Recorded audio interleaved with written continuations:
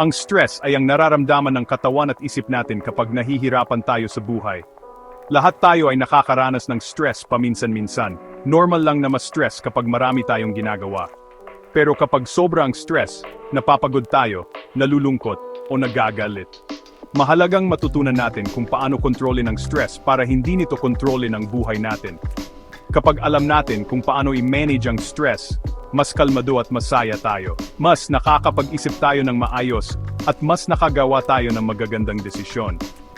Parang hindi na ganoon kalaki ang mga problema kapag marunong tayong mag-relax. Maraming simpleng bagay na pwede mong gawin araw-araw para mabawasan ang stress. Malaking tulong ang paggalaw ng katawan, subukan maglakad-lakad, sumayaw o mag-stretching. Kahit kaunting ehersisyo, may magandang epekto na. Maglaan ng oras para huminga ng malalim. Ipikit ang mga mata at damhin ang paghinga papasok at palabas. Makakatulong ito para kumalma ka agad. Mahalaga rin ang sapat na tulog. Kapag nakapagpahinga ka ng maayos, mas kaya mong harapin ang stress.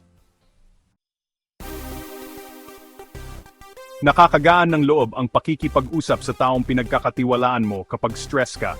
Kausapin ang iyong kaibigan, kapamilya, guro o counselor. Makikinig sila at magbibigay ng suporta. Nakakatulong din ang paggawa ng mga bagay na gusto mo para mabawasan ang stress.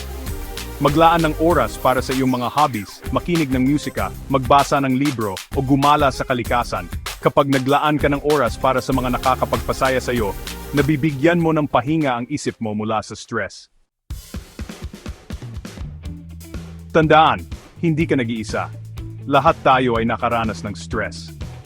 Ang magandang balita, kaya mong matutunan kung paano ito i-manage para mabuhay ng mas masaya at mas malusog. Subukan ang mga tips na ito at tingnan kung ano ang pinaka-epektibo para sa iyo. Mas malakas ka kaysa sa inisip mo.